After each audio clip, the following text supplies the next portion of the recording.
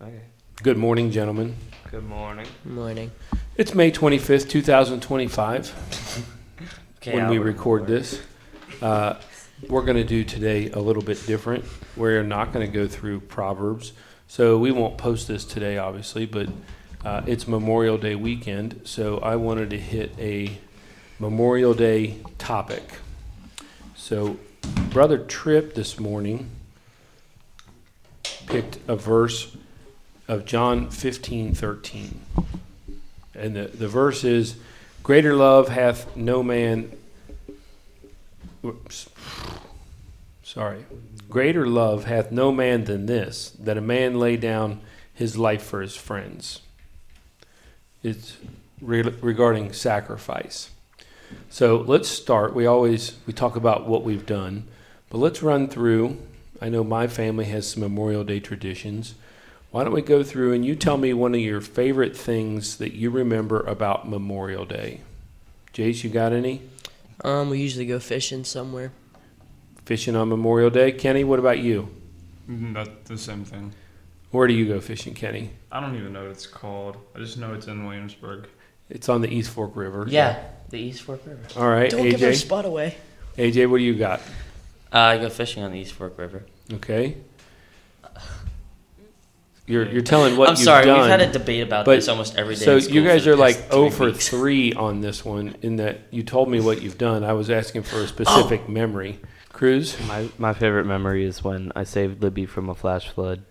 There you Saved. She was like in the water and I just grabbed her and then Silas jumped back in. I fell in and then I lost my sandal. So you saved your sister's life. Yep. So were you ready to lay your life down for your sister, or did you Yes. feel like you had it solidly under control? I felt very heroic, but to be fair, I was like 11. Not quite a fully sacrificed situation, Yeah. though. Okay. Mr. Carmen, do you have any Memorial Day memories that you can come up with?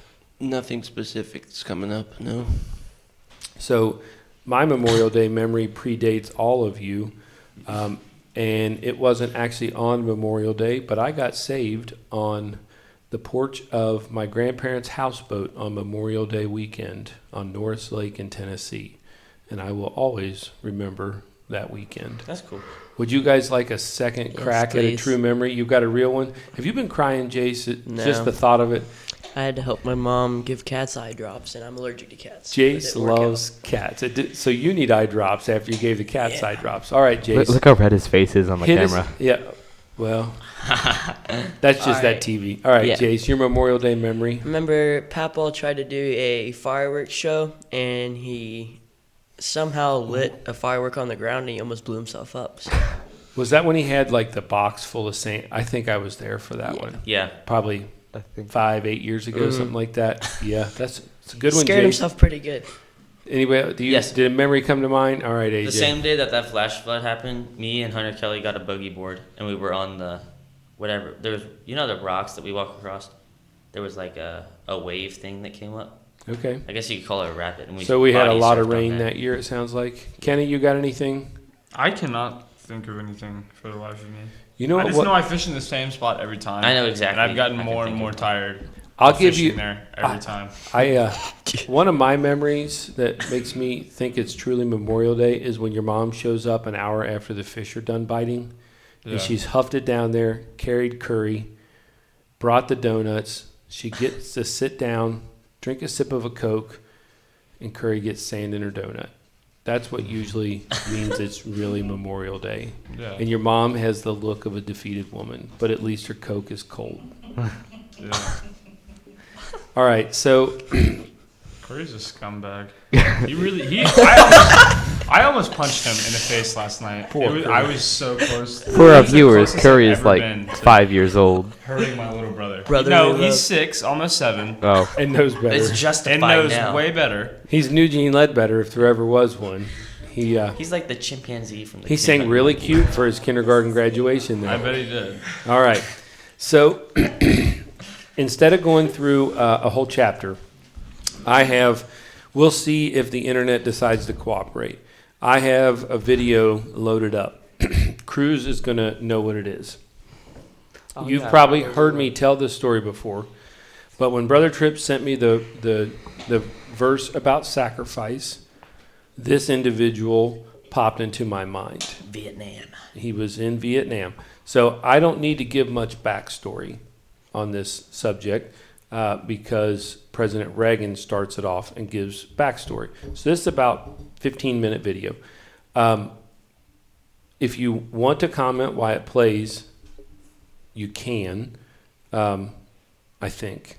We're trying something I've never done before. So it should pop up in the upper right. It's going to get trippy at first. What's that? This feels like a real podcast now. Hold on.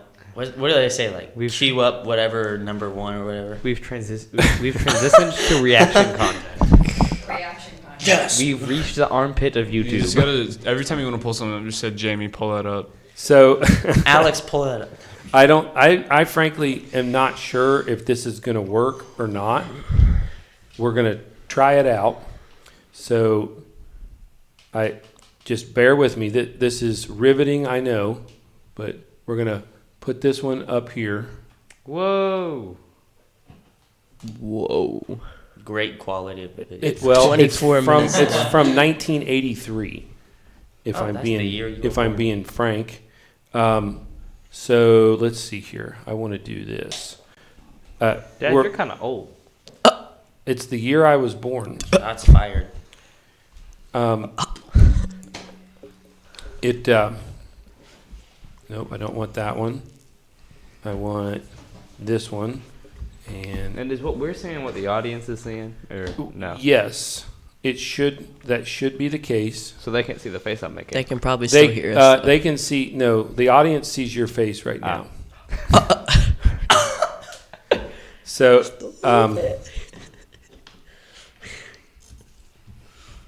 right. I think this is going to work. I know for our people who will eventually listen to this. Sorry. Hopefully a wife and Pel's listening. I tried to put him on. Yeah. All right. So It's gonna look really cool or really dumb. we'll go here. Everything I do is cool. All right. So you guys can see that, right? On my dirty Yep. hair because I didn't shower last night. We're recording up there, and now I need to turn this on. So here we go. This is from 1983. Special Forces reconnaissance team was inserted by helicopters in a dense jungle area west of Lac Ninh, Vietnam, to gather intelligence information about confirmed large-scale enemy activity. This area was controlled and routinely patrolled by the North Vietnamese Army.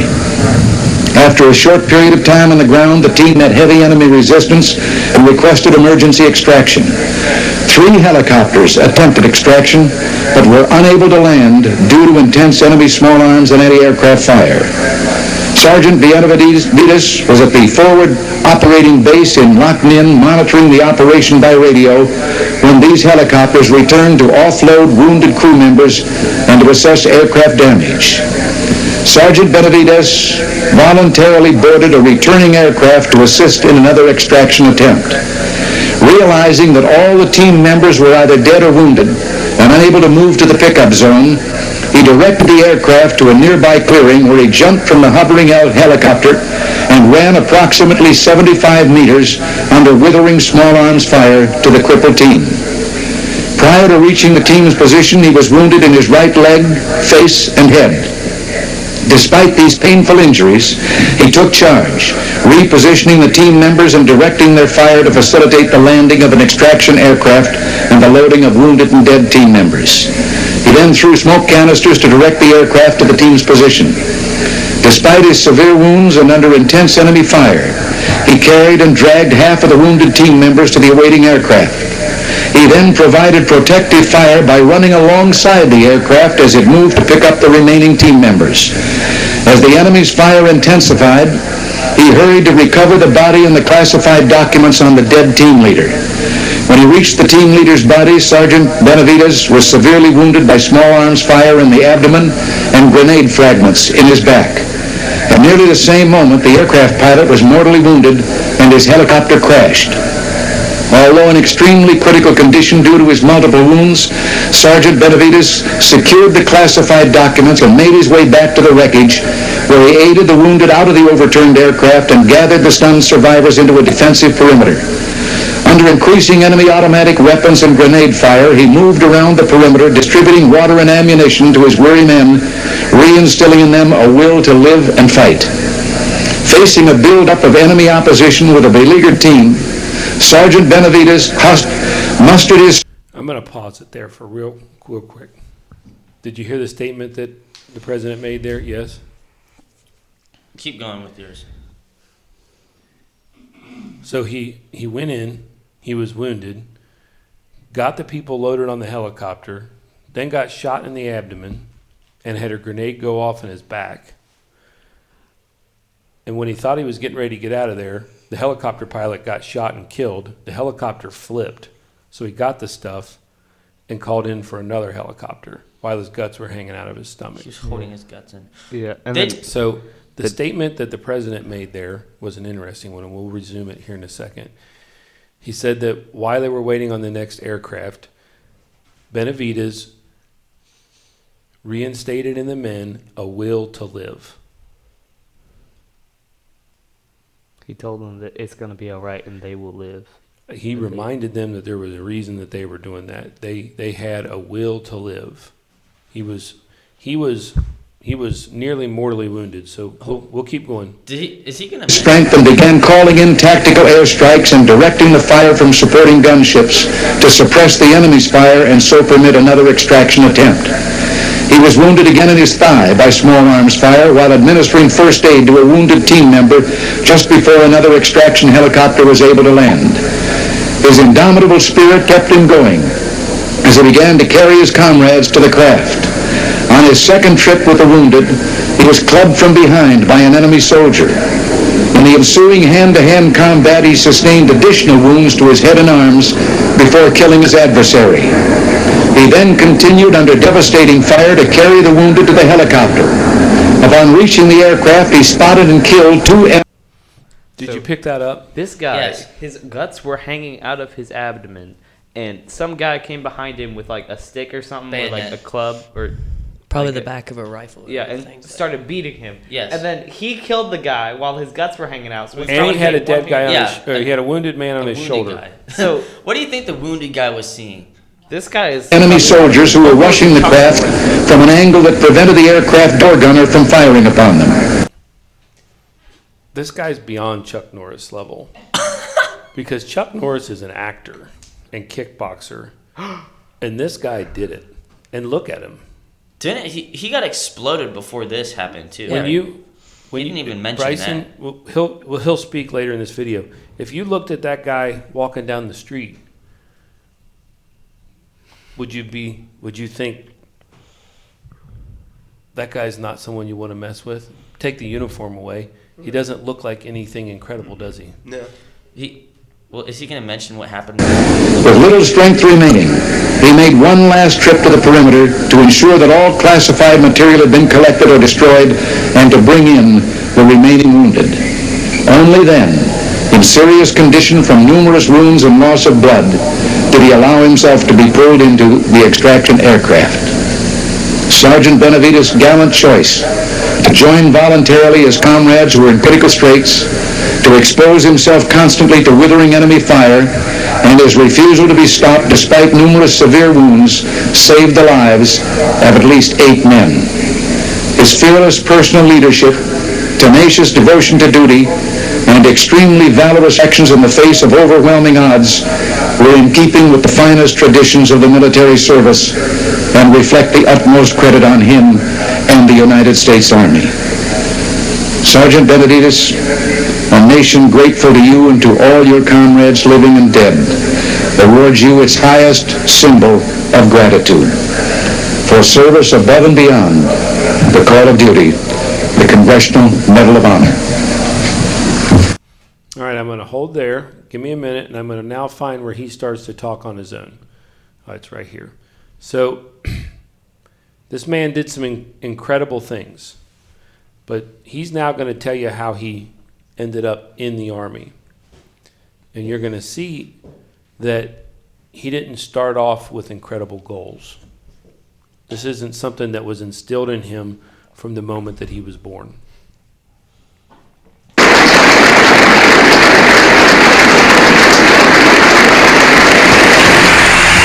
Thank you. Thank you very much. Thank you. Thank you.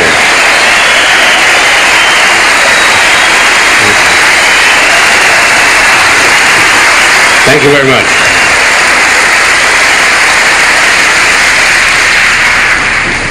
Muchas gracias, like I say in Spanish, in German, Dankeschön, in Japanese, arigato ne, and in French, merci beaucoup. Thank you very much. I don't speak those languages fluently, but I'll never get lost in those countries if I ever go there. Thank you very much to the $1 Million Round Table for inviting me to come and be along with these other eloquent speakers. I come from a little town named Cuero, Texas. I was born there, the turkey capital of the world. After the death of my mother and father, at an early age, my brother and I were adopted by an aunt and uncle. We moved to El Campo, Texas, town southwest of Houston, about an hour and a half. I was raised there. I went to school there. I worked at odd jobs there, shined shoes, sold papers, paid cotton. And like a fool, I dropped out of school and I ran away from home. I'm not proud of that. I needed to learn the skill. I needed an education. My adopted father would tell me, son, an education and a diploma is the key to success. Bad habits and bad company will ruin you. Well, I was too old to go back to school. I didn't want to return back, so I joined the Texas National Guard. And I liked what I saw in men in uniform. And I qualified to join the regular army. I needed that education and learn the skill. So I was accepted into the regular army, and I heard about airborne. I heard about that extra pay that you get for jumping out of airplanes. So I qualified to go to jump school at Fort Benning, Georgia, but the darn recruiters never told me what the training was like. For every mistake that you make, you do push-ups. And I can honestly tell you, ladies and gentlemen, I'm one of the guys that helped put Georgia into South Carolina doing push-ups. Well, I finished my training. I got assigned to a well-known unit at Fort Bragg, North Carolina, the 82nd Airborne Division. I like the 82nd, thank you. Airborne all the way. I like that. And so after a while there, I heard about the Special Forces. You know it as the Green Berets. And they were coming up. So I qualified to join the Special Forces. Of course, I'm a linguist. We in the Special Forces are trained to operate deep behind enemy lines with little or no support at all. We are trained in 5 specialties. I'm trained in 3. Operation Intelligence, where I learned oceanography, meteorology, and photography. I'm an interrogator and I'm a linguist. I'm trained in light and heavy weapons and cross-trained medic. I've been all over the world, the Far East, Europe, South and Central America, and 2 tours in Vietnam. I was assigned to Berlin, Germany. And I was declared one time that I was the only Hispanic American that could speak German with a southern accent. Vielen Dank, Dankeschön. So I came back and retrained at Fort Bragg, and Vietnam was brewing up. In 1965, I was sent to Vietnam as an advisor to a Vietnamese infantry unit. After a short period of time there, I stepped on a mine. I woke up in the Philippine Islands in Clark Air Force Base. I was paralyzed from the waist down. I was declared never to walk again. I was transferred to Fort Sam Houston, Texas, Beach Pavilion. The doctors were initiating my medical discharge papers. But at night, I would slip out of bed and crawl to a wall, using my elbows and my chin. My back would just be killing me. I'd be crying. But I'd get to the wall, and I'd set myself against the wall, and I'd back myself up against the wall, and I'd stand there like Elijah the Indian. I'd stand there and move my toes right and left, right. Every single chance I got. I wanted to walk. I wanted to go back to Vietnam because of what the news media was saying about us. our president was not needed there to burn the flag and what. And I saw a lot of other patients coming back, limbs missing. I wanted to go back. I was determined because I remember when I was taught in jump school, the old master sergeant would tell me, Benavidez, quitters never win and winners never quit. What are you? So I'm a winner. And I remember in my special